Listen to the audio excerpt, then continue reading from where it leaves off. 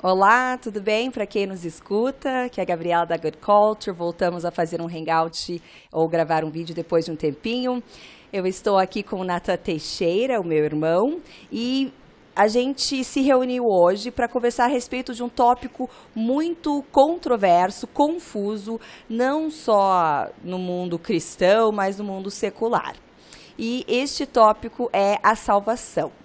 Recentemente, como todos sabem, né, Stephen Hawkins faleceu e em um site, no site do Inteligentista, foi colocado um post onde ele se questiona. Ele perguntou, será que o Steve se converteu? Será que Deus conseguiu salvar o Stephen Hawkins?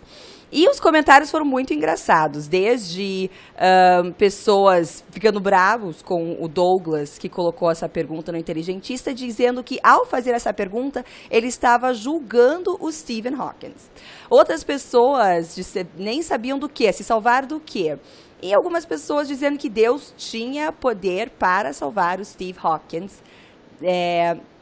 Então, a pergunta que... Então, isso mostra... Mesmo ele sendo ateu, né? Mesmo ele sendo ateu, exatamente. Então, isso mostra uma grande confusão com relação a esse tópico tão importante que é a salvação. Então, por isso eu convidei o meu irmão Nathan Teixeira, que é um estudioso da Bíblia, estuda bastante a Bíblia, porque, afinal de contas, a gente quer saber o que a Bíblia tem a falar a respeito da salvação, e não necessariamente a opinião do Nathan ou a minha opinião, em si a Bíblia, porque num contexto cristão, a gente tem a Bíblia como ponto de referência, né? Então, a gente vai abordar nesse hangout algumas perguntas, aliás, as mais polêmicas sobre salvação, desde, será que Deus pode salvar um ateu? Salvar do quê? Como funciona a salvação? Até a pergunta se alguém pode perder a salvação delas, que essa é uma grande também, né? Mas vamos começar então, Nathan, com a pergunta se Deus pode salvar um ateu. Então tá certo. Então, oi Gabriela, oi todo mundo. Então, geralmente essa pergunta, quando faz essa pergunta, por exemplo, ou faz essa pergunta ou afirmam, né? Tipo, Deus ele é poderoso para salvar um ateu. Deus, se ele quiser, ele pode salvar quem ele quiser, né? Ele pode salvar aquele que ele tiver vontade. E a palavra de Deus fala isso. Ela fala que, por acaso, o braço de Deus é encurtado demais que não possa salvar, o seu ouvido agravado para que não possa ouvir. E obviamente a gente sabe que Deus é poderoso e não existe limitações ao poder dele. Agora, o que as pessoas... E geralmente isso vem da ideia dessa soberania de Deus, certo? Sim. O qual Deus é soberano, obviamente. Não estou dizendo que Deus não é, Deus é soberano. Só que Deus ser soberano não significa que ele é inconstante.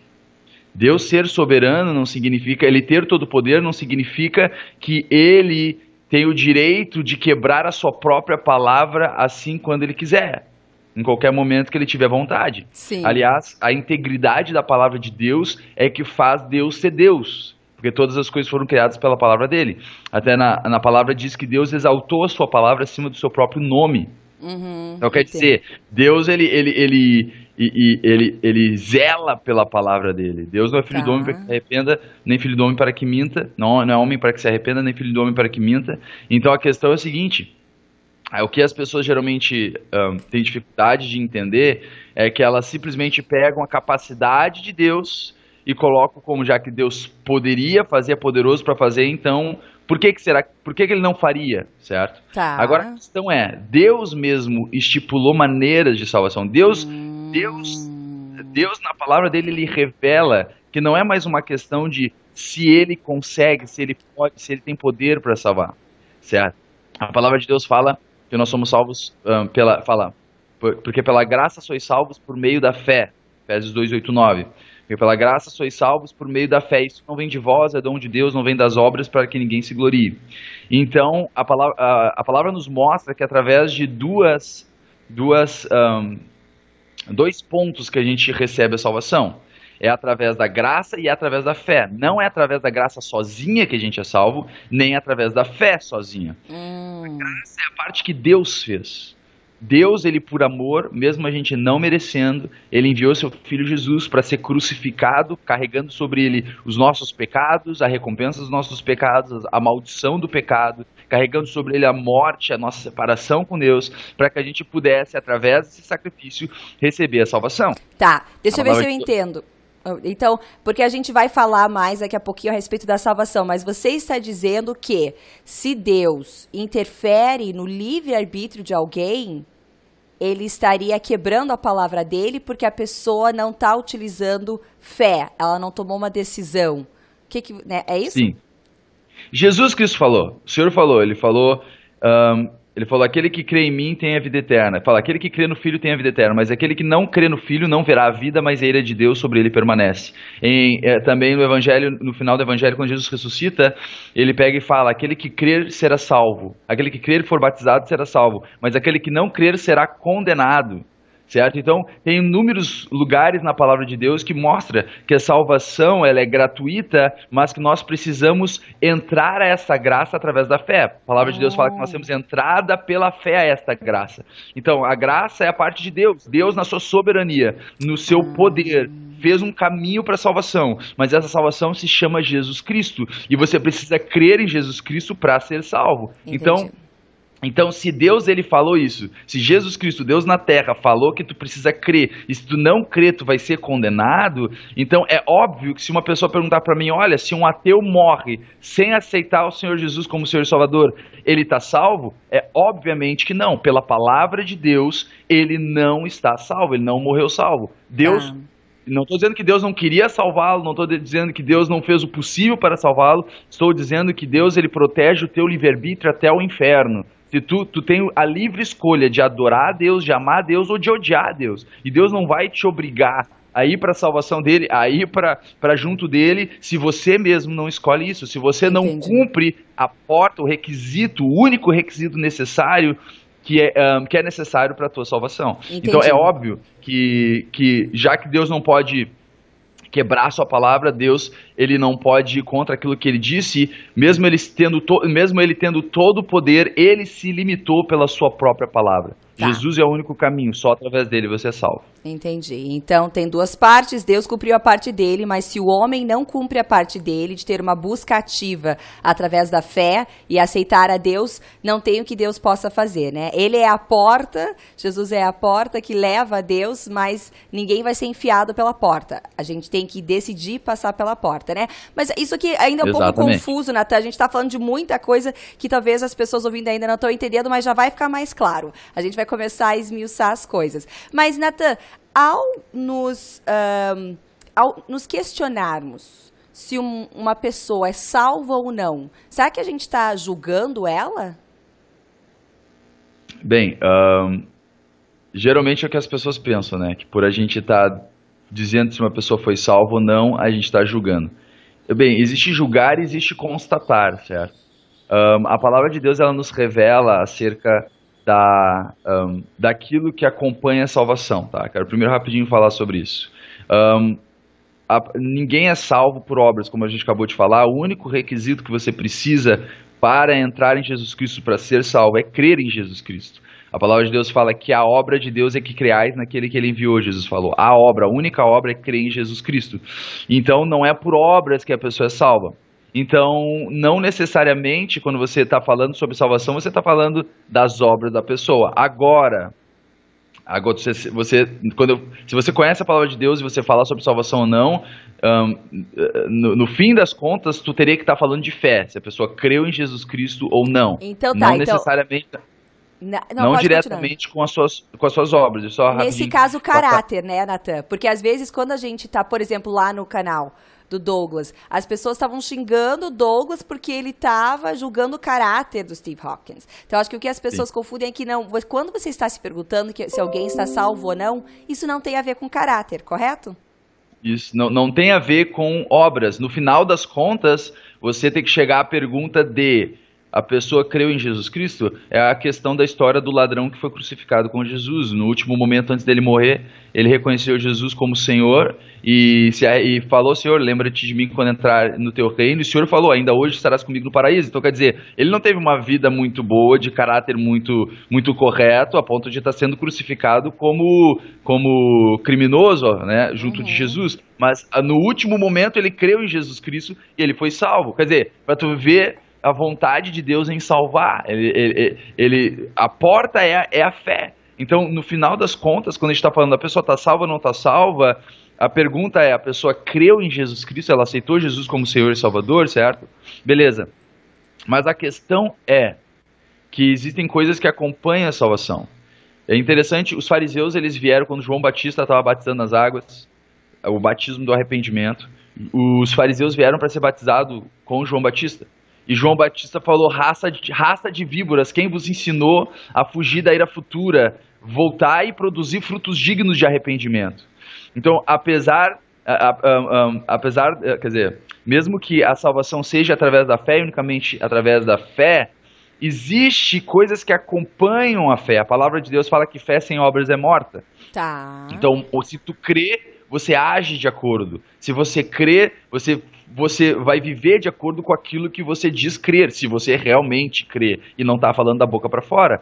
Então, a palavra de Deus nos mostra que quando alguém aceita Jesus como Senhor e Salvador, ela tem uma mudança no interior dela, ela recebe uma nova natureza. Aliás, a Bíblia fala que quando tu aceita Jesus como teu Senhor e Salvador, tu recebe uma nova criatura criada em Deus em verdadeira justiça e santidade. É o que fala em Efésios 4:24. Então, a partir de então, você começa, o teu caráter é mudado. Quando você aceita Jesus como teu Senhor e Salvador, todo o teu caráter, tua índole é transformada e você começa cada vez mais a demonstrar a índole de Deus, o caráter de Deus através da sua vida. Entendi. Então, sim, eu posso olhar para a vida de uma pessoa e constatar, certo? Constatar se aquela pessoa está andando com Deus ou não. Aliás, João fala isso na carta de 1 de João.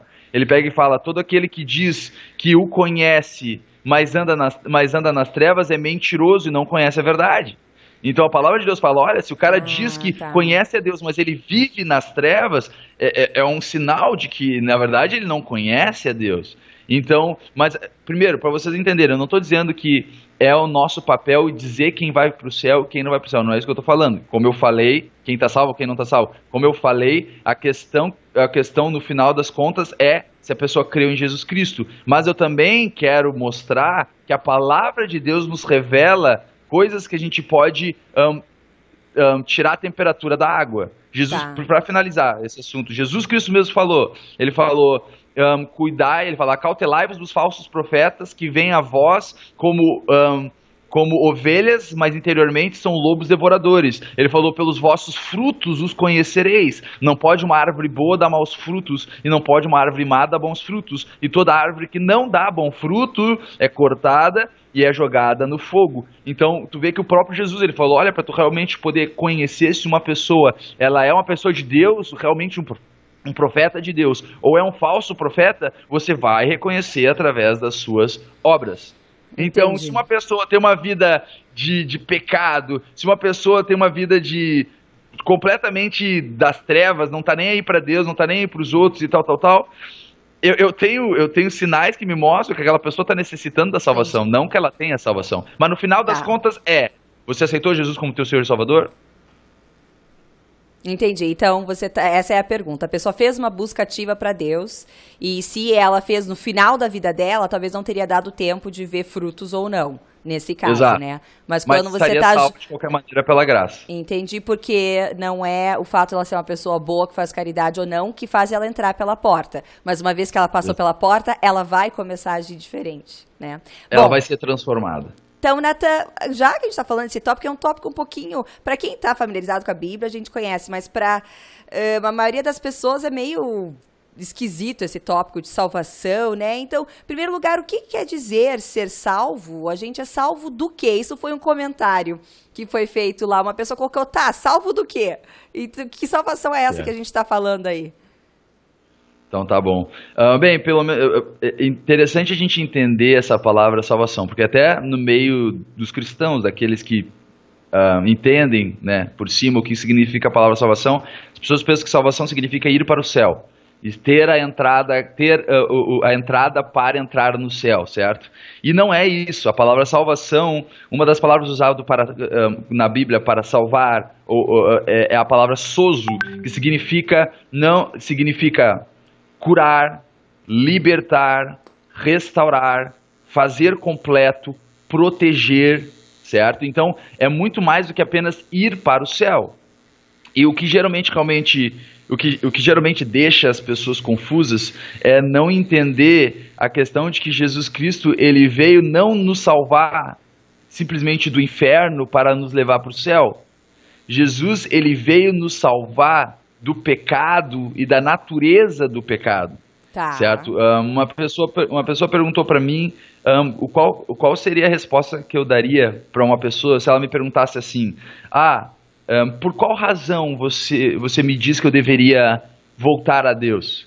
E é muito interessante porque tem muitas razões, certo, para tu voltar a Deus. Tem muitas consequências boas acerca de você voltar a Deus. Uma delas é ir para o céu e não ir para o inferno. Isso é uma consequência, mas esse não é o principal, não é a razão principal do porquê você deveria voltar. Também, se você vier para Deus, você vai experimentar paz, você vai experimentar alegria, você vai experimentar um relacionamento com Deus, Criador dos céus e da terra, você vai experimentar muitas dessas coisas que é fruto de você voltar a Deus. Mas eu parei para pensar e eu cheguei à conclusão de a razão do porquê você deveria voltar para Deus é porque você foi criado para Deus e por Deus. Você foi criado para isso, certo? O que acontece é que toda a questão de nós necessitarmos de salvação é que nós saímos do plano de Deus e do propósito que Deus nos criou para existirmos, certo? Então, se todas as coisas foram criadas por Deus, tudo existe por Deus e para Deus, no momento em que a criatura, ou aquilo que foi criado por Deus, sai do plano de Deus, sai do propósito pelo qual ele foi criado, ele passa a não ter propósito, e por causa disso, ele passa a viver uma vida vã, uma vida que não tem razão de ser. É muito interessante, porque a Bíblia revela isso. A Bíblia ela revela que fala, porque toda a criação ficou sujeita à vaidade. Quando fala toda a criação, está falando tanto nós, seres humanos, como a criação até do mundo. Fala, toda a criação ficou sujeita à vaidade. Não por sua vontade, mas por aquele que a sujeitou, certo? E daí, o que é isso? Significa que no momento em que a criatura, ou aquilo que foi criado por Deus, sai do propósito de Deus, ele passa a ter uma vida que não tem valor. Passa a ter uma vida debaixo da vaidade. Não tem mais razão de existir. É um e por causa vazio, disso, né? É um vazio. Um vazio, exatamente. E é o que fala em Eclesiastes. Fala vaidade de vaidade, tudo é vaidade. Certo? Porque, aliás, a morte coloca tudo debaixo da vaidade. Do pó vieste, para o pó voltarás. Coloca tudo debaixo da vaidade. Porque o que importa é o trabalho que você tem, o que importa a fama que você ganha, o que importa é você buscar prazeres e tal. Você pode ter prazeres por um momento, mas você não pode fugir da dor da morte, você não pode fugir do fim de deixar de existir. E isso, isso te coloca a gente num patamar onde a gente não vê mais razão para a vida. E é exatamente a busca que as pessoas no mundo buscam. Qual é a razão da minha existência? Então, mas por que a gente passou a viver na vaidade? Porque a gente saiu do propósito pelo qual nós fomos criados. Nós deixamos de ter a imagem e semelhança de Deus. Nós somos uma caricatura daquilo que um dia nós fomos. Deus, quando criou Adão e Eva, ele criou eles para ser, os criou para ser filhos de Deus, para ter intimidade com Deus, para estarem com Deus, para cumprir um propósito para Deus. No momento em que eles pecaram, eles foram destituídos da glória de Deus. E eles passaram a ter filhos que nasceram com a mesma natureza que agora eles passaram a ter, que é a natureza do pecado. Rapidinho, que é a natureza do pecado. Então Jesus, ele veio nos trazer uma nova natureza. Ele veio trazer, fala a palavra de Deus que Jesus veio reconciliar aquilo que se havia perdido. Então ele veio juntar novamente aquilo que se perdeu. Nós éramos unidos com Deus, fomos separados por causa do pecado e Jesus veio nos unir novamente com Deus, nos dar de novo essa natureza de filhos para que a gente possa voltar ao nosso propósito. Sim. Não, uma analogia que eu gosto muito, né, é a questão de que Deus nos fez a imagem dele, a imagem do Criador, como criadores, Sim. né? E quando houve a queda do homem, houve todo esse problema, o bug no sistema, a gente acabou passando a assumir a natureza de criatura. Então, se a gente Sim. for observar, hoje em dia, a maioria das pessoas está vivendo em modo criatura. Então, é tudo, você Sim. vive para você só consegue enxergar você, vivendo para alimentar os teus desejos, isso, aquilo. Sendo que quando a gente se volta para Deus, a gente assume aquela natureza original que é a do Criador, né? Mas eu gosto muito dessa analogia de criatura versus Criador. E faz sentido, porque criatura, se a gente for pensar apenas em criatura, a gente pode pensar em animais também. Os animais, eles não vivem com uma consciência de eu tenho um propósito, eles vivem para comer, para viver, né? Não tem diferença nenhuma, é fazer aquilo que tem vontade, os seus instintos e tal. E a gente passou a viver dessa maneira, a gente passou a viver isso, quer dizer, a gente é cada mais vez inteligente, mais inteligente que os animais, né? Mas a gente acaba vivendo da mesma maneira que eles, e a gente tem o mesmo fim que eles, que é morrer. Então, mas a questão é o seguinte, então, e até uma pessoa que faz essa pergunta, ser salvo do quê? Mostra justamente mostra o perigo da mentira no mundo. Porque uma pessoa que fala isso, salvo do quê, é porque ela não reconhece o perigo em que ela se encontra. Porque a questão é a seguinte, aquilo que existe não foi projetado para existir da maneira que existe, vai acabar sendo destruído. Vai acabar deixando de existir. Tudo aquilo que está fora do centro de tudo, que está fora daquilo pelo qual ela existe, né? vai acabar deixando de existir. Então, Deus, ele fez uma maneira para que a gente pudesse de novo voltar ao propósito dele, voltar de novo à família de Deus, voltar de novo a ser filho de Deus, a ter relacionamento com ele. E uma pessoa, por exemplo, que vive nesse mundo e por causa da mentira do mundo, por causa de ignorância, ela fala isso, tá, mas salvo do quê? Mostra exatamente isso, que ela está satisfeita com o que ela está vivendo agora, mas ela está, ao mesmo tempo que ela está satisfeita, ela está envolta e enganada por aquilo que ela está se satisfazendo por momentaneamente. Quer dizer, ela está se enganando, está cega, está curtindo as coisas do dia a dia, mas sem saber que ela está em perigo. E também sem saber que existe um potencial muito maior para a vida dela do que o que ela está vivendo. Sim, então, com certeza. Jesus veio nos salvar do quê, então? Ele veio te salvar da tua natureza do pecado, ele veio te salvar de uma vida vã, ele veio te salvar da morte, certo? Fala que por um só homem, por Adão, entrou o pecado no mundo, pelo pecado de Adão entrou a morte no mundo. A morte passou a todos os homens, porque todos pecaram. Então, então nós passamos até a natureza da morte, a gente passou a ter uma natureza desligada de Deus, que é vida, e por causa disso a gente tem os frutos disso na nossa vida, doença, pobreza, estresse, tristeza, depressão e por fim a segunda morte, que é o lago do fogo. Então o Senhor veio nos salvar, nos libertar, nos proteger, nos restaurar da morte, do pecado e suas consequências. Sim. Você uma vez comentou, né, Natan, que assim como você vive hoje, você vai viver depois do outro lado. Então, Sim. Como é que funciona isso? É que as pessoas geralmente elas pensam que é dividida, é duas vidas. A vida após a morte geralmente traz a conotação de que essa é uma vida, que ela é outra vida. E não é bem assim. Aliás, nós fomos seres criados para sermos eternos. E apesar da nossa carne morrer, quando a gente fala em morte, a gente pensa numa pessoa branca no caixão. E não é bem isso. A morte física é consequência de uma morte espiritual que aconteceu na queda de Adão. Na queda que eu digo quando eles pecaram, quando eles desobedeceram a Deus lá no princípio. A questão é, quem você é? Quem você é quando você morre nessa vida aqui, certo? Nesse plano terreno, é quem você vai ser na vida eterna. Então, por exemplo, Jesus veio para nos salvar da morte, da natureza da morte. Jesus veio nos salvar de uma vida vã. Jesus veio nos salvar de volta para o propósito pelo qual nós fomos criados. Se você não aceita isso, se você não entra nessa salvação, se você não é restaurado, reavivado, se você não entra para a vida, nessa vida, você vai continuar na morte na próxima vida. Tá. Então as pessoas que morrem na morte nessa vida, vão continuar na morte na outra vida. Certo? Por isso que a Bíblia chama o lago de fogo a segunda morte. Certo? E morte é a separação de Deus, eles vão continuar separados de Deus. Então, e quem aqui volta pro plano de Deus, volta a aceitar Jesus como Senhor e Salvador, se torna filho de Deus, vai continuar sendo filho de Deus na próxima vida. Entendi. Ou quem aqui é criatura, quem morre como criatura, vive e morre como criatura, vai para o fim da criatura, né? Você falou uma outra vez que diz na Bíblia que o inferno largamente se alargou grandemente, né? Explica essa parte que eu achei importante, você não mencionou agora. Bom, a palavra de Deus fala que o inferno alargou a sua boca grandemente, certo? E isso porque a palavra de Deus fala que o inferno foi feito para o diabo e seus anjos. Deus fez Deus fez o inferno para o diabo e seus anjos, não para os seres humanos. Agora a questão é a seguinte, por que seres humanos então vão acabar indo para o inferno? Por causa que eles estão seguindo o diabo. Assumindo a natureza, né? Assumindo a natureza do diabo, eles estão cumprindo a vontade do diabo. Eles, na verdade, estão debaixo do diabo, eles estão se sujeitando. Quando você condena, por exemplo,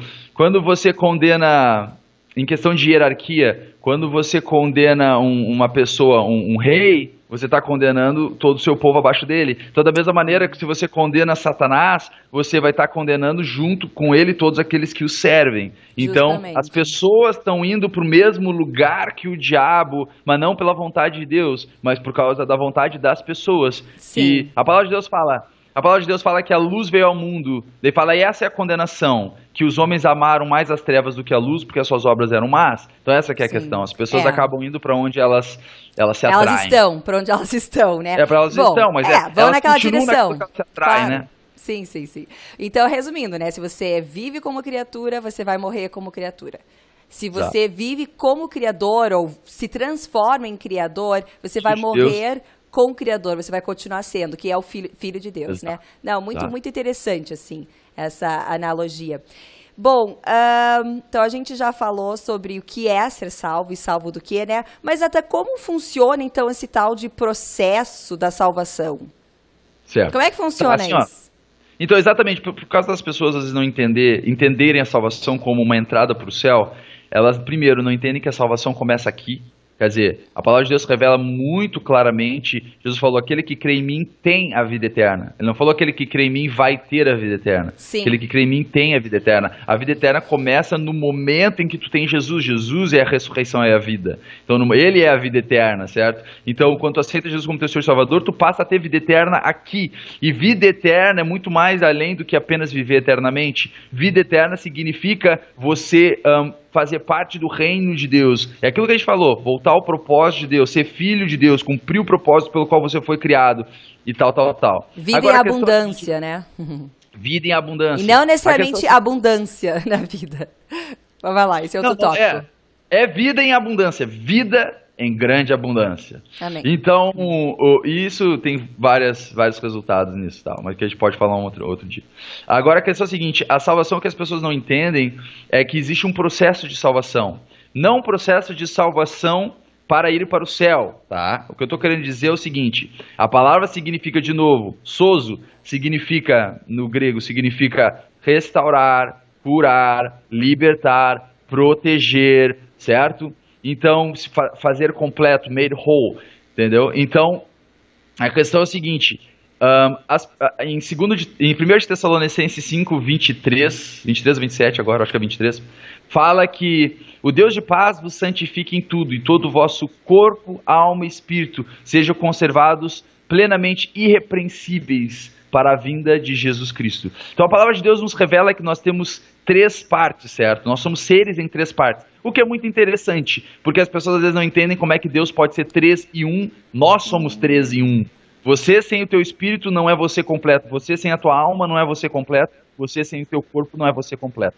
Então, para tu ver, nós somos feitos à imagem e semelhança de Deus e nós somos 3 em 1. Então nós somos um espírito, temos uma alma e habitamos num corpo. Então a palavra de Deus, ela revela que todo aquele que se une com o Senhor se faz um só espírito com o Senhor. A palavra de Deus fala que aquele que está em Cristo, nova criatura é, as coisas velhas já passaram e isso que tudo se fez novo. Deixa eu só explicar uma coisinha rapidinho. Jesus, ele veio não pregando uma mudança de obras. Jesus veio pregando uma mudança de natureza. Por isso Jesus, ele falou para Nicodemos, ele falou: em verdade vos digo que aquele que não nascer de novo não pode ver o reino de Deus. Ele não falou: olha, em verdade vos digo que aquele que não ir para a igreja 2 vezes por semana, não jejuar, não der dízimo, não parar de pecar, não pode ver o reino de Deus. Não. Ele falou: ei, você nessa sua velha natureza nunca vai ver o reino de Deus. É impossível você viver o reino de Deus continuando com essa velha natureza. Você precisa nascer de novo. E a Bíblia revela que esse nascer de novo é nascer de novo pela semente da palavra incorruptível. Nascer novamente. E daí Nicodemos não entendeu direito. Ele falou: bem, como é que pode um homem entrar de novo no ventre da sua mãe e nascer já sendo velho? Ele achou que Jesus estava falando da parte física. E Jesus falou... ele falou: o que é nascido da carne é carne, o que é nascido do espírito é espírito. E em João capítulo 4 fala que Deus é espírito, importa que aqueles que o adorem em espírito e em verdade. Então, o teu relacionamento com Deus, tua adoração com Deus, ela ocorre através do teu espírito, tá? A tua conexão é através do teu espírito. Então, por isso, quando tu aceitas Jesus como teu Senhor e Salvador, o teu espírito, ele é restaurado, curado, libertado, protegido, selado, de uma vez por todas, por completo. A palavra de Deus fala de novo, Efésios 4:24, fala que nós fomos criados por Deus, criados em Deus.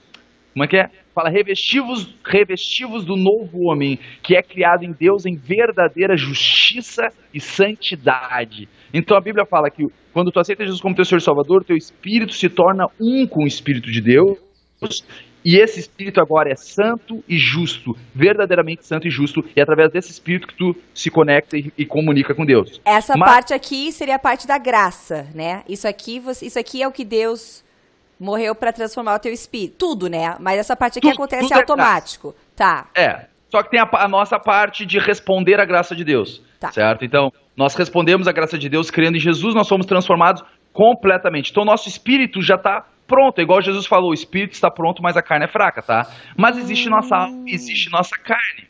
Você pode se perguntar, muitas pessoas até tem muito essa questão de, cristão hipócrita e tal, porque às vezes você vê pessoas confessando a fé cristã, mas agindo de maneiras que você mesmo não concordaria, e você olha e fala: como assim? O cara tá vendo aquela maneira, mas se diz cristão. A questão que as pessoas não entendem é que existe um processo de amadurecimento na salvação, tá? Sim. No momento que teu espírito ele foi santificado, a palavra de Deus fala que você é selado com o Espírito Santo da promessa. Selado, a palavra selado significa protegido, assim quando tu compra café em vácuo. Sabe, o café em vácuo, aquele que fica, ele tá no vácuo, ele tá protegido ali. Então é isso que significa essa palavra selado também. E a palavra de Deus também fala em 1 de Pedro, fala que quando a gente creu, a gente é protegido no poder de Deus para a salvação, preste a se revelar no último tempo. Então, para você ver. Então, rapidinho para vocês entenderem. A salvação, ela ocorre também em 3 partes, certo? Você entra na salvação uma vez e você tá dentro. Mas uma vez dentro da salvação existe um processo. O teu espírito é completamente santificado. E a alma? A nossa alma ela é dividida em 5 partes. Tá? Ela é a nossa vontade, é a parte sua que decide sim, não vou ou não vou. Ela é também composta de emoções, certo? Tristeza, alegria, tal. Ela é composta de intelecto. Então é a informação intelectual que tu coloca no teu intelecto, né? A informação intelectual que você recebe. Imaginação ou pensamento, certo? Poder de imaginar e também lembranças. Então, aquilo que ficou arquivado, que você lembra do teu passado. Então, a gente é feito dessas 5 partes. A questão é a seguinte: a palavra de Deus nos revela em Tiago que existe 2 tipos de sabedoria. Existe a sabedoria terrena, que é animal e diabólica. Então, existe essa sabedoria que é do diabo. E existe a sabedoria que é celestial, pura, pacífica, perfeita, sem hipocrisia e sem parcialidade, certo? A sabedoria que vem de cima. Então existem esses 2 tipos de sabedoria. A sabedoria que você vai viver de acordo é aquela que domina a tua alma. Tá. Então a palavra de Deus ela nos revela que depois que a gente aceita Jesus como Senhor e Salvador, a gente deve desejar o leite racional da palavra para que por ela nós cresçamos. Certo? Para que através dela a gente cresça. Então o que acontece é que existe muitos cristãos que por não saber isso, ou por não ler, não buscar a palavra de Deus, acabam se tornando cristãos imaturos, certo? A Bíblia chama cristãos imaturos, cristãos carnais, quer dizer, são pessoas salvas, mas que estão agindo como criaturas. Pessoas Sim. salvas, mas que ainda estão agindo de acordo com aquela velha maneira da carne. Sim, Por sim, quê? sim. Porque não cresceram, não amadureceram na alma. Então o que Sim. que fala? Fala, irmãzinho. Não, não, só é que eu acho muito interessante isso. Então, no espírito é automático, mas as pessoas acham que da noite pro dia vão acordar assim com a mente renovada. Quando a Exato. Bíblia fala que é você que vai, fala, não vos conformeis com este mundo, mas transformai-vos pela renovação do vosso entendimento. Exato. Você transforma o teu entendimento. Não é o pastor que vai mudar o teu entendimento, não é Deus que vai mudar o teu entendimento, é você que vai se dedicar, vai pesquisar para poder mudar essa Exato. mente, porque a tua mente ainda está na configuração criatura. Então, você Exato. precisa reconfigurar tua mente para estar na versão criador, alinhado com o Exato. teu espírito que já mudou, né? Exatamente. Então, apesar do teu espírito ser santo, a tua alma, então é aquilo que eu falei, esses dois tipos de sabedoria, certo? Primeiro, a sabedoria terrena é a sabedoria lógica que todo mundo entende, que todo mundo vive de acordo. Sabedoria espiritual, a palavra de Deus diz que as coisas do espírito, o homem carnal, o homem natural não compreende as coisas do espírito de Deus porque lhe parecem loucura e não pode entendê-las porque elas se discernem, elas se entendem espiritualmente. Então, até não tem como tu entender as coisas espirituais sem o Espírito de Deus. Então, quando tu aceita Jesus como teu Senhor e Salvador, você agora está apto a entender a sabedoria espiritual. Então, quer dizer, não só você deve, como você pode, tem o privilégio de entender a verdadeira sabedoria. Jesus falou, em João, Jesus ele fala para aqueles que criam nele. Diz que ele vira para os judeus que criam nele e fala: em verdade vos digo, que se vós permanecerdes na minha palavra, verdadeiramente sereis meus discípulos, e conhecereis a verdade vos libertará. Então, a salvação do Espírito está completa, mas existe uma salvação da alma que está no processo, e que depende também, é pela graça, é Deus que faz, mas você tem que operar essa graça. Não operar a graça de questão de tu ter que fazer, mas tu tem que entrar nessa graça. Como? Simplesmente submetendo agora a sabedoria de Deus. Porque vamos dizer que uma pessoa, ela recebe Jesus como Senhor e Salvador aos 30 anos de idade. Desde a nascença dela até os 30 anos de idade, ela aprendeu e ela moldou toda a vida dela de acordo com a sabedoria do mundo. Da criatura. Então, apesar de... Exatamente, então, daí ela escuta a palavra, escuta o evangelho de Deus, pela fé que vem ao ouvir a palavra de Deus, ele aceita Jesus como Senhor e Salvador, mas existe um mundo de informações que essa pessoa ainda não tem. Então, quando você, por isso que Jesus fala, nem só de pão viverá o homem, mas de toda a palavra que sai da boca de Deus. A palavra de Deus, ela é um alimento físico. Agora, quando eu falo físico, as pessoas pensam algo que se vê. Não, é um alimento físico e espiritual, mas é um alimento. Você não pode ver a Bíblia, mas você não pode ver ela como um alimento, mas ela é um alimento. Então, a palavra de Deus fala para a gente se alimentar da palavra para ir crescendo. Então, deixa eu falar um versículo em 1 de Pedro capítulo 2, fala santificando as vossas almas, então, santificando, separando a tua alma do uso do mundo para o uso de Deus, santificando, então, tua vontade, tuas emoções, teu intelecto, teu pensamento e tuas lembranças. Então, santificando as vossas almas pelo Espírito Santo que agora habita em ti, através da obediência à palavra de Deus. Então, a gente já foi salvo, santificado, aperfeiçoado no Espírito. A nossa alma agora está nesse processo. E é pela palavra de Deus que tu renova o teu entendimento. Então, é o que você falou. Rogo-vos pela compaixão de Deus, que apresenteis os vossos corpos como sacrifício vivo, santo e agradável a Deus, que é o vosso culto racional. E não vos conformeis com este mundo, mas sede transformados pela renovação do vosso entendimento, para que podeis conhecer qual que é a boa, agradável e perfeita vontade de Deus. Sim. Então, através da palavra de Deus, você cresce, amadurece e começa a viver o que tu já tem no teu espírito. Sim. Por isso que tu pega cristãos, rapidinho, para terminar. Por isso que tu pode pegar vários cristãos, e você vê cristãos vivendo coisas diferentes. Você vê cristãos em depressão, mesmo estando salvos, tendo uma vida eterna, eles têm a vitória em Cristo Jesus, e você vê cristãos operando maravilhas, vivendo uma vida de vitória. Qual é a diferença? Eles não servem o mesmo Deus? Sim, só que existe esse amadurecimento. Tem muito cristão desnutrido hoje em dia.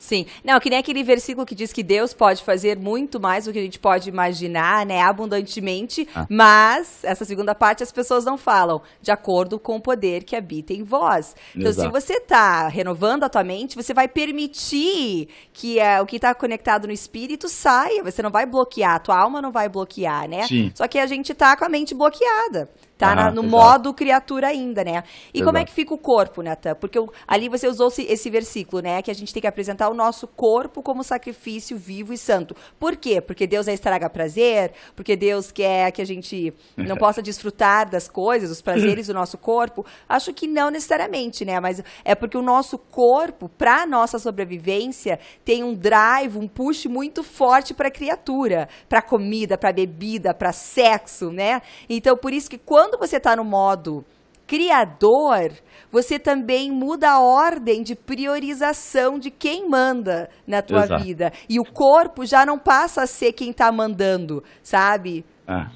É que assim, ó, é bem essa questão. Primeiro, Deus foi quem criou os prazeres, tá? Você não teria prazer no sexo se não foi Deus que fizesse. Você não teria prazer no alimento se não fosse Deus que fizesse. Deus que deu você a capacidade. Deus é bom. Ele é um Deus bom, é um Deus de amor, é um Deus que ama e fez essa maravilha. Ele fez nosso corpo para sentir prazer, ele fez a gente dessa maneira. Então, se você tem prazer, agradece a Deus. Não foi o diabo que inventou, foi Deus que inventou e ele fez dessa maneira. Agora, como tudo pode ser deturpado, certo? Sexo é bom, sexo é saudável, tá? Mas existe perversão sexual, certo? Sexo é bom, saudável no casamento. Agora, sexo pode ser pervertido e acabar fazendo algo que nunca foi criado para ser feito. Sem propósito, exatamente. Sem propósito, exatamente. Sim. Agora, a questão é a seguinte, quando a gente é servo do pecado, o nosso espírito não está unido com Deus, é um espírito de morte. Esse espírito de morte, ele dá fruto para o pecado. É a natureza do pecado no nosso espírito. Ele acabou inundando a nossa alma e controlando a nossa alma e usando da mentira que está no mundo para guiar essa nossa alma de acordo com a morte, de acordo com o pecado e fazendo com que a carne pudesse simplesmente extravasar os seus desejos de todas as maneiras, sem propósito nenhum e sem limite nenhum. Então o que acontece é que quando você é salvo, teu espírito foi santificado, então tu não tem mais esse empuxe a pecar, você não tem mais essa... Você pode ser tentado a pecar porque teu corpo ainda não foi transformado. Sim. O teu corpo ele ainda tem desejos nele, o que é normal, não tem problema ter desejos, mas ele ainda tem um desejo irrefreado, certo? Então, a carne ela pode te tentar, a capacidade de nós sermos tentados é por causa do nosso corpo e a parte da nossa alma que não foi ainda renovada, tá? Então, agora, a palavra de Deus fala que a gente deve andar em espírito, certo? Se a gente está em espírito, devemos andar também em espírito. O que é andar em espírito? É justamente andar de acordo com a palavra de Deus. A palavra de Deus fala, lâmpada para os meus pés é a tua palavra e luz para o meu caminho. Jesus falou, as palavras que eu vos disse são espírito e são vida. Então, quando você renova teu entendimento, a palavra de Deus guia os teus passos, guia o teu entendimento, guia as tuas vontades do sim, do não, para tomar atitudes de acordo com a palavra de Deus. Não só te ensina, mas te capacita, certo? Então, apesar da carne ser fraca e ela ainda ser capaz de pecar, o pecado não tem mais domínio, ele não pode te obrigar a pecar mais, você não é mais servo do pecado. Você pode dominar a tua carne pelo Espírito e fazer ela operar agora frutos de justiça, frutos de santidade, e é isso que naturalmente você vai produzir quando você aceita Jesus como teu Senhor e Salvador. Porque assim como você era impulsionado pelo pecado quando você tinha a natureza do pecado, agora você é impulsionado pela justiça e santidade, por você ter a natureza santa. Eu ainda não terminei, mas fala aí depois eu termino. Não, e aí nesse caso você não vai poder usar a frase, eu sou só humano. Que é uma desculpa favorita do pessoal hoje em dia. Eu sou só humano. Nesse caso, não. Mas a carne é fraca como uma desculpa. Não é. É porque você tá no modo criatura. Por mais que teu espírito tá salvo, você tá olhando pra criatura, tá rodeado de criaturas, tá ouvindo, sabe, cultura de criatura. Se alimentando das coisas do mundo. Então sai fora com essa desculpa esfarrapada, muda, renova a tua mente. E você não é mais mero humano, você é criador, filho do criador, filho de Deus. Isso aí, irmã, prega, isso aí. Não, me dá uma raiva dessa desculpa esfarrapada. Eu sou só humano. I'm only human. Não. Sabe? Desculpa pra ser um merda, pra não fazer as coisas certas. Não, me dá raiva. Maninho. Espírito. Tá bom, mas vamos lá. Ah, é frustrante. Mano, desculpa que eu te cortei. Ei, só pra dizer uma coisa. Tu quer experimentar verdadeiro prazer, meu irmão? Conhece Deus. Deus, o Criador dos prazeres, eu tenho certeza que Ele sabe como você ter realmente verdadeiro prazer. E aquele que não é momentâneo e não traz destruição. A palavra de Deus fala que o pecado ele tem prazer por um momento, mas traz morte. Há caminhos que para o homem parecem ser bons, mas o fim dele é a morte. Então, o diabo, ele é esperto, né? Ele é astuto. Ele usa das coisas boas que Deus criou para te atrair e depois te matar. Ele usa dos desejos de Deus para te manter, dos desejos que Deus criou para te manter cego. Então ele pega esses desejos, deturpa, coloca de uma maneira para que você afaste de Deus e viva em busca desses desejos. Sim. Um exemplo simples. Esse desejo está em Deus. Um exemplo simples, alimentação. Desculpa, a Neta cortou. O verdadeiro prazer tem que ser em Deus. Ele está em Deus. Eu estava conversando com uma psicóloga e ela falou, achei muito legal, ela falou, o ser humano nunca vai se ver livre da insatisfação. O que ela quis dizer é que a insatisfação é uma coisa eterna. Quando você está nesse modo, na sabedoria do mundo, criatura, você pode entender você sempre vai querer mais, sempre vai querer mais. Você nunca vai estar satisfeito, sabe? E a gente vê um exemplo simples da nossa alimentação, entendeu? A alimentação hoje em dia, as coisas mais gostosas, que tem um sabor artificial, são as que fazem mal para a tua saúde. Se você for seguir só naquilo, se você for deixar a criança só se alimentar do que é o mais gostoso, ela vai ficar com diabetes, vai ficar doente, vai ter uma vida horrível, né? Então é uma falsa solução, né? Exato. E momentânea, totalmente momentânea. Que é um prazer perigoso, um prazer que vai te sabotar. É igual eu ouvi alguém falar, se tu quer envenenar alguém, você não vai colocar veneno em cocô de vaca. Porque ninguém come cocô de vaca. Claro. Você tem que colocar veneno em alguma coisa que atrai a pessoa a se alimentar daquilo. Mas então para terminar, a Bíblia nos revela que nós fomos salvos em espírito, fomos salvos, né? Já fomos e estamos salvos, então, no espírito.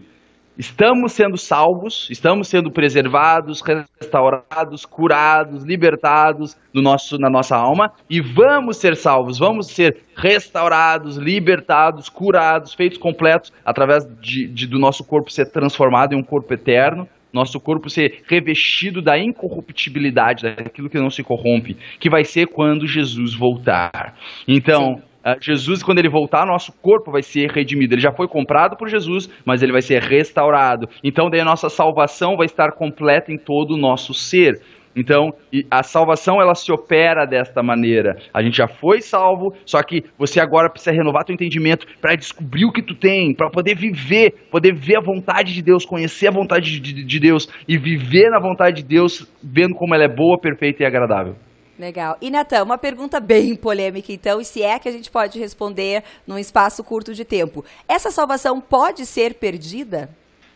Ixi, então... Essa aí...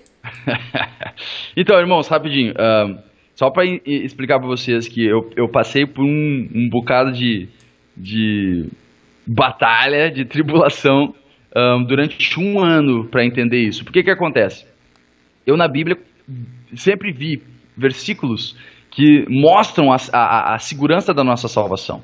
Como tipo algo que uma vez tu tá salvo, tu tá sempre salvo e tal, algo que nos dá segurança e mostra realmente uma certeza de que eu tô salvo, ponto, obrigado Jesus, e isso está protegido. Sim. Mas ao mesmo tempo tem versículos que parecem dizer que existe a possibilidade de pessoas não estarem na salvação depois que uma vez foram salvas. Sim. E por causa disso existem vertentes na igreja hoje em dia de entendimento. Então uns vão por um extremo dizer que não tem como tu perder a tua salvação de maneira nenhuma. Não existe o caso de uma pessoa que um dia era salva não estar salva mais. Então tem vertentes que dizem isso. Tem vertentes que dizem, que vão pro outro oposto, que falam não só que tu pode perder a salvação, como a gente está perdendo a toda hora. Então, por exemplo, você peca, se você fizer algo de errado, perdeu a salvação. Você tem que ir de novo na igreja e nascer de novo. Você precisa de novo passar o sangue de Jesus no teu pecado e encobrir esse teu pecado e tal, para que você possa de novo entrar na salvação. De maneira tal, eles acreditam que se você pecar e morrer no teu caminho até a igreja, você vai para o inferno e não para o céu porque você pecou. Você pode ter passado 20 anos vivendo uma vida de cristão, né, super ligado com Deus, você foi tentado com uma coisa, pecou, ah não, tá indo para a igreja, morreu, não, você vai para o inferno e tal. E não é nenhum desses dois. Não é nem, você tá salvo e não existe, não tem como você jamais não estar mais na salvação depois que você foi salvo. E não é essa questão também de, você pode perder a salvação de qualquer hora, qualquer momento. Não. A palavra de Deus, o que ela nos revela? Então, durante um ano eu fiquei nessa dificuldade de conseguir entender. E graças a Deus Jesus eu consegui entender. A questão é, primeiro, tu não tem como perder a salvação como alguém que perde a chave do carro. Tá. Você não tem como perder a salvação sem querer. Perdi sem querer. Tipo, como quando você perde um cartão de crédito, você vê... Ai, meu Deus. Tu se assusta, tipo, caramba, eu perdi meu cartão de crédito. Então não tem como... Não vai nunca chegar um dia e você... Ai, meu Deus, eu perdi a salvação. Isso não existe, certo? Agora, o que acontece? Pessoas que creem que você pode perder a salvação, elas pregam que a maneira que você perde a salvação é por causa de pecado. Agora a questão é a seguinte, você não pode perder por demérito aquilo que tu não ganhou por mérito. Você não pode perder por obras aquilo que tu não ganhou por obras, certo? Então a questão não é perder a salvação. Eu não creio que você pode perder a salvação, mas a Bíblia nos revela que você pode rejeitar a tua salvação. A Bíblia nos revela que você pode negar a salvação. A Bíblia nos revela que uma vez depois que tu foi iluminado, que você provou os poderes do século futuro, foi participante, certo, da salvação, você pode recair. E se você vê o capítulo 6 que fala sobre... É capítulo 6 ou capítulo 10 agora, porque os dois falam sobre essa questão, não sei se o que eu estou falando agora é capítulo 6, acredito que seja. Mas então, ele fala que uma vez que tu recaiu, e no contexto ele está falando de fé, está falando daqueles que não permaneceram na fé e tal. Uma vez que tu recai da fé, a palavra de Deus fala, aquele que está em pé, cuide para que não caia. E fala, se você está em pé pela fé. E aquele que está em pé, cuide para que não caia. Então, a palavra nos revela que já que a gente foi salvo pela fé, a única maneira de você perder a salvação é negar a fé que tu foi salvo. Então, quer dizer, e a Bíblia fala que isso significa o quê? É você ter o sangue de Cristo como algo profano. Quer dizer, aquilo que uma vez foi o que você usou, você creu como santo, imaculado, perfeito, para te salvar, o sangue de Cristo puro que me limpou, você passa a ter o sangue de Jesus como algo comum, como algo profano. Fala que esses que recaem, é impossível que eles sejam salvos de novo, porque eles de novo estariam crucificando o Filho de Deus e o expondo à vergonha. Fala que esses que negam a fé, eles estão pisando ao Filho de Deus, eles estão fazendo agravo ao Espírito Santo. Então a Bíblia revela que essa questão de negar a salvação é algo completamente consciente. É algo que você faz consciente, assim como foi consciente a tua salvação. Certo? Então não é por pecado, não é tipo, meu Deus, eu errei e perdi a salvação. Não, você não perde a salvação por pecar. Você não perde a salvação por pecar. Mas você pode negar a tua salvação, rejeitar a tua salvação, falar, Deus, eu não quero mais saber de você, eu quero seguir a minha vida. E você pode tomar essa decisão, e quando você faz isso, você cai da fé, e aí sim, não existe, é impossível você voltar de novo. Você não pode voltar de novo para a salvação, porque senão Jesus teria que vir morrer por você novamente. Sim, tá bom. Mas até aí, por que alguém iria rejeitar? O que endurece ela? O que leva qualquer pessoa a esse caminho de rejeitar? Certo. Então, quando a gente fala sobre isso, geralmente as pessoas pensam, tipo, então qual é o problema do pecado, né? Se o pecado não tira a nossa salvação, se a gente é amado por Deus por graça, se a gente é abençoado por Deus por graça, se o favor dele sobre nós é de graça, por graça. Então, o pecado não tem problema nenhum. O perigo do pecado é o seguinte, a palavra de Deus fala em Hebreus, fala pra gente, admoestai-vos uns aos outros em todo o dia que se chama hoje, para que não sejais endurecidos pelo engano do pecado. Então o perigo do pecado é o pecado, ele te endurece as coisas de Deus. E te engana. Ele falou. Exato. O pecado, ele deturpa a tua consciência.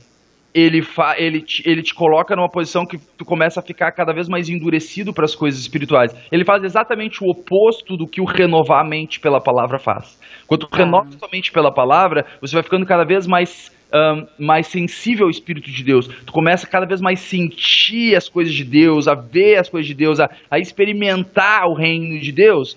E o pecado faz exatamente o contrário. Ele faz você começar a ficar endurecido às coisas de Deus, sentir cada vez menos Deus, sentir cada vez menos o amor de Deus, a paz de Deus e tal. E se você permanecer nesse caminho muito tempo, tá? Eu não creio que para tu negar a salvação é algo que, tô vivendo para Jesus, eu acredito em Jesus e amanhã eu chego, eu nego tudo. Não acontece assim. Você está indo para um lado, você está um ano andando para uma direção, você vai ter que virar e começar a andar para outra direção, né? Um ano de novo para tu chegar onde você estava.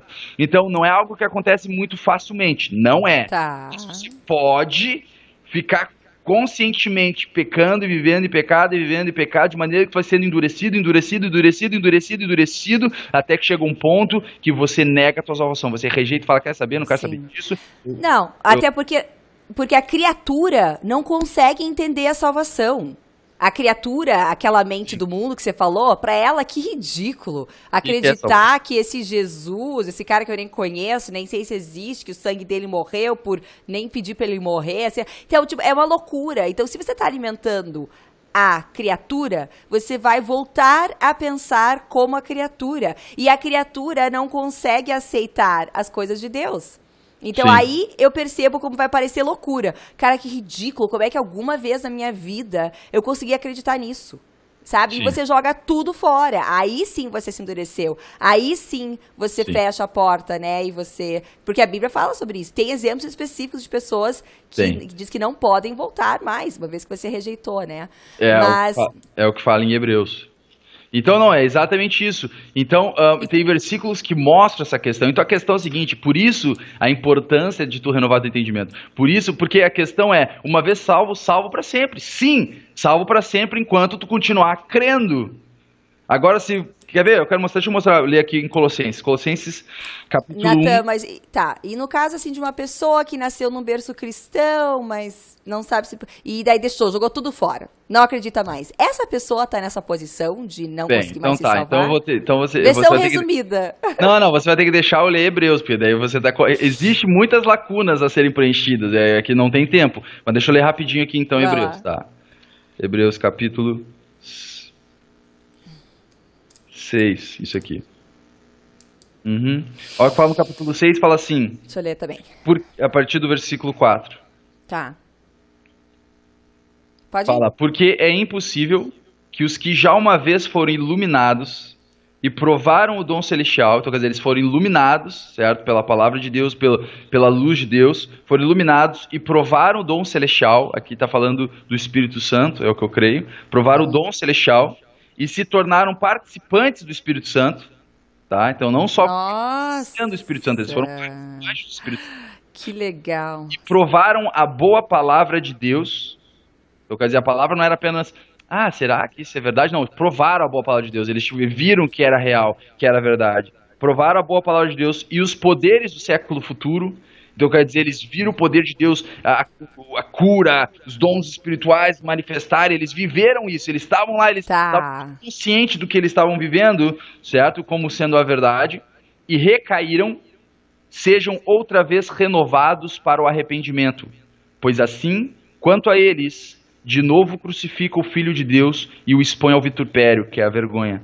Então aqui fala que essas pessoas que provaram isso dessa maneira e eles recaem da fé, é impossível que eles sejam renovados para o arrependimento, tá? Agora, rapidinho. Então a questão é o seguinte, você vê aqui que ele classifica as pessoas que caem e não tem mais volta. Ele classifica, se for ver isso aqui, tá falando de um cristão maduro, de um cristão não só, às vezes a pessoa nasce no berço cristão, aceita Jesus como Senhor e Salvador, porque as pessoas acham que ser salvo é ir para a igreja. Meu irmão, você pode viver na igreja, você não vai se tornar cristão enquanto você não reconhecer Jesus como teu Senhor e Salvador. Assim que tu pode viver numa garagem, você não vai se tornar um carro. Então, A primeira palavra que foi dita por João Batista foi arrependei-vos. O que quer dizer arrependei-vos? Metanoia. O que quer dizer metanoia? Uma mudança completa. Então começa aí. Não é tipo assim, porque as pessoas podem achar que fala da boca para fora. Ai, Jesus, te aceito como Senhor e Salvador. Repete a oração. Não. Sim. Primeiro você se arrepende da tua natureza de criatura, decide que não quer mais ser criatura, você entrega o teu corpo, tua criatura, tudo tipo, não quero mais ser isso. Aí, e eu quero ser como Deus me fez ser, eu quero ser criador e eu quero isso.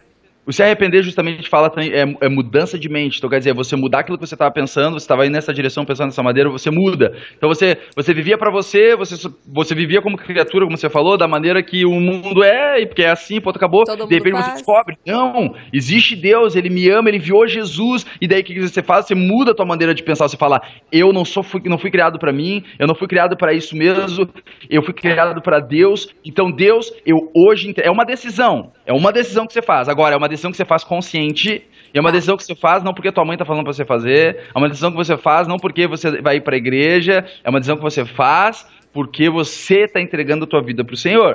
Então aqui, então tá. Agora a pessoa, por exemplo, que nasce num berço cristão, às vezes pode fazer tudo por ritual, porque a mãe faz, porque tarará, e daí tu acha que, pô, eu era salvo, porque eu ia pra igreja, mas na verdade tu nunca teve uma intimidade com Deus, tu nunca experimentou a salvação, porque tu nunca tomou a decisão por ti mesmo de reconhecer que tu precisava de salvação, porque Jesus veio salvar os ímpios, então tu tem que reconhecer que tu é ímpio, você tem que reconhecer, eu sou ímpio, eu sou pecador, eu não consigo me salvar, Jesus, eu te aceito, eu entrego a minha vida pra você. Então você nunca passou por esse processo, então o que acontece é que depois você, tu larga a igreja, quer saber, isso é coisa de velha dondoca, e você esquece isso, e depois coisa de idiota, de careta, de ingênuo. Depois você... Sim, tô brincando. Então, depois você reconhece...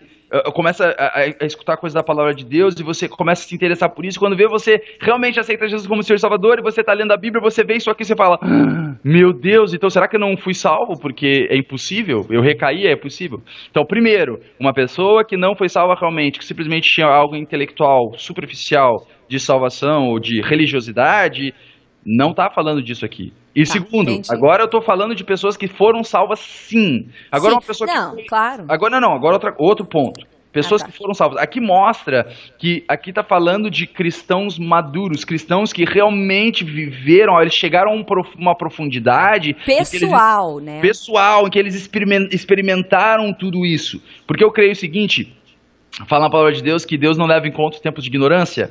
Então eu creio que às vezes pessoas, por exemplo, cristãos são salvos, mas são imaturos. São imaturos. Imaturos na palavra, imaturos no Senhor. E vamos dizer que eles ficaram magoados com a igreja. Vamos lá falar na igreja e o que acontece muito, pessoas fazem coisa que não é de acordo com a palavra e magoam pessoas na igreja. E ela fica magoada com a igreja, mas acaba colocando tudo junto. Jesus, isso aí então tá louco, eu não quero mais saber disso e larga fora. E daí vai viver né, de acordo com a carne de novo. E o que acontece muitas vezes, em todas as maneiras, das pessoas que são salvas mesmo e fazem essa decisão, que elas acabam retornando. Elas não conseguem viver daquela maneira. Sim. Depois passa o tempo, elas retornam. E daí elas leem esse versículo que elas pensam, já era, não tem mais, porque eu rejeitei. Eu vejo aqui um parâmetro. Eu vejo que aqui Deus ele protege os imaturos. Ele protege aqueles que tomaram uma decisão emotiva e por ignorância. E por causa que... Tá entendendo? Porque aqui ele fala... Entendi. Ele fala sobre aqueles que foram iluminados, provaram o dom celestial, se tornaram participantes do Espírito Santo, provaram a boa palavra de Deus e o poder dos séculos futuros. Então são 5 coisas que ele... Então eu creio que uma pessoa que é novinha fala, não, eu não quero mais saber disso. Ela não necessariamente... ela negou a salvação. Deixa eu só deixar bem claro isso, porque eu passei por problema em relação a isso e eu não quero colocar condenação em ninguém, certo? Tá. Deus não é Deus de condenação, Deus é Deus de consolação. E se você se preocupa ao ouvir isso, de que talvez você possa ter negado a tua salvação, é porque você nunca negou. Porque a palavra de Deus fala que não há ninguém que procure a Deus. Ele fala, como assim não há ninguém que procure a Deus? Eu não era salvo, eu estava procurando a Deus. Só que o procurar a Deus que você tem na tua vida é influência de Deus em você. Se Deus não influenciasse ninguém na terra, ninguém nem pensaria em Deus, viveria por si, não estaria nem aí. A palavra de Deus fala, e todos serão ensinados Então quer dizer, Deus está Todos são ensinados por Deus. Jesus falou, aquele que aprende de Deus vem a mim, e o que vem a mim de modo algum lançarei fora. Então, Amém. se tu se preocupa com as coisas de Deus, se você se preocupa, se você, ai meu Deus, será que eu posso ter negado? Meu Deus, será que eu fiz isso com o meu Senhor? Isso mostra que você não fez, porque senão você não estaria nem aí. Então, para finalizar esse ponto, para mostrar como rapidinho, como negar a salvação, aqui fala em Colossenses capítulo 1, versículo 19, fala, porque foi do agrado do Pai, de Deus, que toda a plenitude habitasse em Jesus, nele habitasse, e que havendo por ele feito a paz, pelo sangue da sua cruz, a paz dos homens com Deus, pelo sangue da sua cruz ele fez essa paz, por meio dele, por meio de Jesus, reconciliasse, fizesse as pazes, certo? Ele reconciliasse, unisse novamente consigo mesmo todas as coisas, tanto as que estão na terra como as que estão nos céus. A vós também, a nós, que no outro tempo éramos estranhos a Deus, e inimigos no entendimento, viu como a gente tem que renovar nosso entendimento? Sim. Inimigos no entendimento pelas vossas obras más, contudo vos reconciliou. Então agora ele, contudo, você era inimigo, agora você foi reconciliado no corpo da sua carne, pela morte, para perante Deus, vos apresentar santos, irrepreensíveis e inculpáveis. Então, no momento que tu aceita Jesus como teu Senhor e Salvador, Jesus te limpa completamente do teu pecado e você passa a ser santo, irrepreensível e inculpável. Agora, olha a primeira palavra que fala no próximo versículo. Se. Condição. Se, na verdade, permanecerdes fundados e firmes na fé e não vos moverdes da esperança do evangelho que tendes ouvido. Tu vê que aqui ele não fala se permanecerdes sem pecar e sem fazer... Não, ele fala se permanecerdes na fé. Se tu continuar crendo e permanecer na esperança do evangelho, é a maneira que você preserva a tua salvação. Então, a nossa vida como cristãos é ir na direção de Deus, se encher de Deus, se encher da sabedoria de Deus, para que a gente preserve a nossa fé e proteja a nossa fé e dê fruto para Deus, para que a gente não chegue nem perto dessa posição de poder negar a Deus. Que a gente possa viver a vida de criador e não de criatura. Então, para de ir nessa direção. Quem peca é a criatura. Viva o criador, né? Geralmente, geralmente quem vive uma vida de pecado é porque não conhece o real valor que você tem. Geralmente é falta de entendimento. O homem fala que assim como o homem se imagina no coração, assim ele é. Então é uma questão de conhecer quem você é.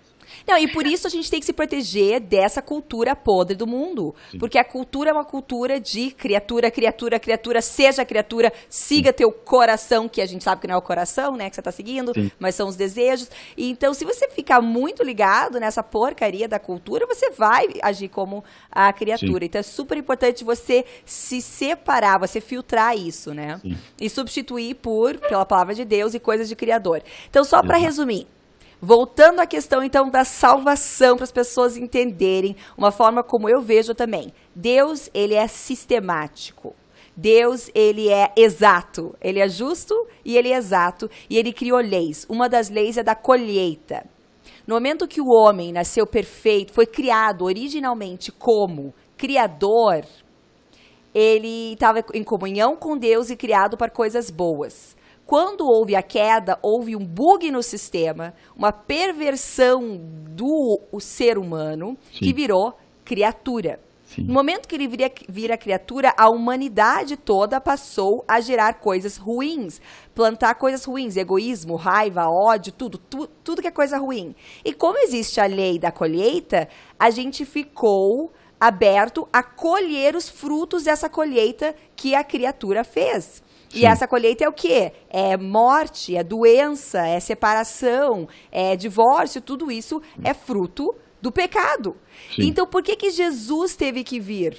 Porque Deus não podia anular a lei da colheita. Não, eu vou anular. Sim. Eu vou deixar ele sem colher. Não, alguém vai ter que colher. Essa colheita tem que ser canalizada para algum lugar. Então, o que acontece? Jesus se faz homem, porque teria que ser um homem a fazer essa colheita, né? Já que foi um homem que plantou isso de ruim, um homem teria que fazer a colheita. Se posiciona para colher tudo que é coisa ruim, que foi porque a humanidade plantou. E ele sendo santo, ele não merecendo. Sendo santo, não merecendo. Então, e ele colheu tudo do passado, presente e futuro, porque Deus está numa dimensão atemporal. Nós vamos Vamos pensar que foi até, sabe? Então ele vai lá, ele colhe tudo, por isso que ele recebeu o pecado. Quando a gente fala do pecado é isso, ele se posicionou para que a gente, que se colocasse do outro lado, não tivesse que colher e pudesse voltar a ter contato ao Pai. E por isso você tem que passar pela porta, que é Jesus. Ele falou, eu sou a porta, né? Eu sou o caminho, a verdade e a vida. Então, eu acho que isso ajuda um pouquinho a entender. Então, Jesus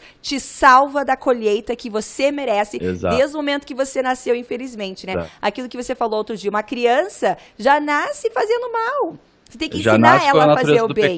Ela já nasce com a natureza do pecado, então tá todo mundo ralado. Então é Jesus que protege você dessa colheita e te ajuda a transformar a tua criatura de criatura para criador, porque aí sim você vai parar de plantar coisa ruim, você vai ser como você deveria ser, que é criador, e vai poder curtir nessa vida e na próxima como deveria ser, né? Amém, é verdade. Amém, então, é exatamente isso, é isso aí. E só pra encerrar, então, Natanzinho, então é uma pessoa que tá tipo, ouviu, achou interessante, e como é que funciona essa coisa de ser salvo? Porque não é só da boca pra fora. Certo, não é da boca pra fora. A gente tá acostumado aqui, na nossa cultura, falar uma coisa e fazer outra, eu digo que eu acho bonito nas costas, eu digo que eu acho feio, mas pros judeus, que tudo, né, começou com os judeus, depois pro cristianismo, fé tinha a ver com ação, com estilo de vida. Eu não preciso falar com a minha boca, minhas ações, as minhas atitudes determinam a minha fé. Então, começa a explicar resumindo como é que essa fé não é só acreditar da boca para fora. Se alguém quer se salvar, como faz? Em 5 minutos. A primeira coisa é a seguinte, é uma coisa entre você e Deus, não entre você e homem nenhum, certo? Há um só Deus e um só mediador entre Deus e os homens, que é Jesus Cristo, homem. Então só um que faz a conexão com Deus foi Jesus Cristo, como exatamente ele foi o único que morreu por nós, ele foi o único que carregou sobre ele mesmo o nosso pecado. A questão é, primeiro, Deus, ele está mais interessado que você seja salvo do que você mesmo. Deus, ele te ama e ele justamente não olha mais para você de acordo com os seus pecados, porque ele já jogou isso em Jesus, ele olha para você de acordo com a criatura, com o propósito pelo qual ele te criou, como ele te olha como um filho de Deus perdido que precisa voltar para casa. Tudo que você precisa fazer é entregar a tua vida a Jesus Cristo, é tomar uma decisão, e é só uma decisão, certo? O restante, a partir da decisão que você toma, o restante é Deus te dominando e te guiando nas obras de salvação. Mas a entrada para a salvação é unicamente crer em Jesus Cristo. Mas crer em Jesus Cristo, como assim? É crer que ele existiu, não só crer que ele existiu, não só crer que ele ressuscitou dos mortos, mas confessar ele como teu Senhor. A palavra de Deus fala, em Romanos, fala, se com a tua boca confessar ao Senhor Jesus, no teu coração crer que Deus o ressuscitou dos mortos, será salvo. Posto que com o coração se crê para a justiça e com a boca se faz confissão para a salvação. Então, se você crê agora no teu coração, se você crê que Jesus Cristo é o Filho de Deus, que ele realmente veio e morreu por você, que o sangue dele, o sacrifício que ele fez é o suficiente para te salvar, você reconhecer que você é pecador e que você necessita de salvação, a palavra de Deus fala para tu confessar o Senhor Jesus. Então você reconhece ele como teu Senhor e Salvador. Então, é uma questão de se submeter a Deus. E é tão simples e tão fácil quanto você falar para Deus assim, Senhor, eu agora entrego a minha vida para Ti, Jesus Cristo, eu me arrependo dos meus erros, eu deixo para trás tudo isso, eu percebo agora que tudo que eu fiz foi errado, que a vida que eu vivi não foi a vida que tu criou para eu viver, que eu sou pecador e eu preciso da Tua misericórdia. Obrigado por Jesus, Senhor, eu te aceito agora como meu Senhor e meu Salvador, eu entrego a minha vida para Ti. E se você fizer isso, e a questão é, as obras que seguem isso é de acordo com o teu coração transformado. Então se você simplesmente fizer isso, o Senhor vai mudar a tua vida por completo, instantaneamente. É só acreditar, aceitar Ele como o preço pago, como o preço dele sendo pago o essencial, o único preço, o único caminho, a verdade e a vida. É só você reconhecer que aquilo que ele fez foi mais do que suficiente e crer no sangue de Jesus Cristo. Natanzinho, eu sei que o processo é fácil, mas chegar nesse crer, nesse mundo que tá tudo, tipo assim, é ridículo você acreditar nisso, que Deus morreu, ressuscitou dos mortos. Tô pensando na cultura geral. Como é que faz? É difícil acreditar nisso. Então, mas é sobrenatural também. A questão da fé é sobrenatural. Certo? A primeira coisa, porque Deus ele ensina a todos os homens, e mesmo com toda mentira aí no mundo, a verdade é maior que a mentira. Então as pessoas, elas têm, Amém. as pessoas, elas têm dentro de si uma consciência da existência de Deus, isso fala em Romanos 1, tem uma consciência acerca do certo e do errado, aliás, a gente come o fruto do bem e do mal, então a gente tem uma consciência de que Deus existe, a gente tem consciência de que a gente já fez coisas erradas, a gente tem consciência disso, certo? Então a questão é, uma pessoa que, por exemplo, agora que escutaria esse vídeo, perguntaria como é que eu posso ser salvo? É porque, cara, você está pronto para ser salvo e a palavra de Deus fala, a fé vem pelo ouvir e do ouvir a palavra de Deus. Então, uma pessoa que às vezes nem entende, não faz muita lógica, mas ao escutar a palavra de Deus, dentro dela entra aquela fé, por isso que é a fé de Deus. A fé vem tira a palavra. A fé vem. A fé é algo que não é a tua fé humana. É uma fé se for um raciocínio. É uma fé sobrenatural que vem sobre você ao escutar a palavra e nesse momento você toma uma decisão entre obedecer essa fé que veio e falar, eu aceito, eu creio, Senhor, eu creio que Jesus Cristo é o Filho de Deus, Ele é o único Salvador e eu entrego a minha vida para Ti, eu não sou mais meu, eu me entrego a Você. Quando você toma essa decisão é em resposta a essa fé sobrenatural que veio por causa da palavra ouvida. Entendi. Então até isso é de Deus. E daí muda. Tá. Não adianta, entender intelectualmente, você só vai entender depois que tu recebeu o Espírito de Deus. Daí começa a compreender a loucura, a palavra da cruz que é loucura para os que perecem. Enquanto você está perecendo é loucura. É loucura. Você precisa ser salvo para entender, mas quando você ouve a palavra, gera uma fé sobrenatural dentro de ti. É só obedecer essa fé, falar, eu quero, Senhor, eu te aceito. E a partir de então a palavra de Deus fala o seguinte, a palavra de Deus fala que aquele que crê no testemunho de Deus, em si mesmo tem o testemunho. Aquele que crê no testemunho que Deus acerca de seu Filho deu, em si mesmo tem o testemunho. E a palavra de Deus fala que o próprio Espírito, o Espírito de Deus que vem fazer habitação em ti, testifica com o nosso espírito que nós somos filhos de Deus. Então no momento que você crê, você vai crer unicamente por fé, unicamente por... Até fé cega, as pessoas podem dizer. Nesse momento pode ter, é o único momento. Isso, não vai ser por arqueologia e coisas que descobriram, não. Por causa do pano lá que supostamente... O Santo Grau. Não, Santo Grau não, é outro nome, né? Não, esse é o Santo Grau, tá não. Vai lá, esqueci, vai. Muito Indiana Jones. Então, né? Não é por essas coisas, é pela fé sobrenatural. Sudário. Isso. Não é por causa disso que você vai crer, é porque ao ouvir isso, você sabe, você sente algo dentro de ti, cara, isso é a verdade, ponto. Você fala, eu aceito, e acabou, você vai nascer de novo. E daí, a partir de então, não vai ser mais fé cega. A partir de então, você vai ter o testemunho real do Deus vivo em você. Amém. Que legal, Nathan. Muito bom, muito bom. Obrigada, então. Eu sei que é muita informação. Se tiver que ouvir mais uma vez para assimilar, que assimile. Se tiverem perguntas também, por favor, coloquem aqui debaixo do vídeo. E eu acho que por hoje é isso, então, né, Nathan? Acho que foi. Então, resumindo, Deus pode salvar um ateu. Jesus está ali segurando toda a colheita para o mundo todo. Nem está segurando, já recebeu sobre ele. Já recebeu, mas você tem que se pôr atrás de Jesus. Exato. Se você não se posicionou atrás de Jesus, não tem mais nada que ele possa fazer por você. Exato. Ele é o caminho, ele é a verdade e a vida. Você precisa crer nele para ser salvo. Ponto. Independente das suas ações. É crendo nele que você recebe a salvação. Amém. Ok, Nathan, obrigada então e obrigada a todos por assistirem. Até a próxima. Até a próxima. Tchau, tchau.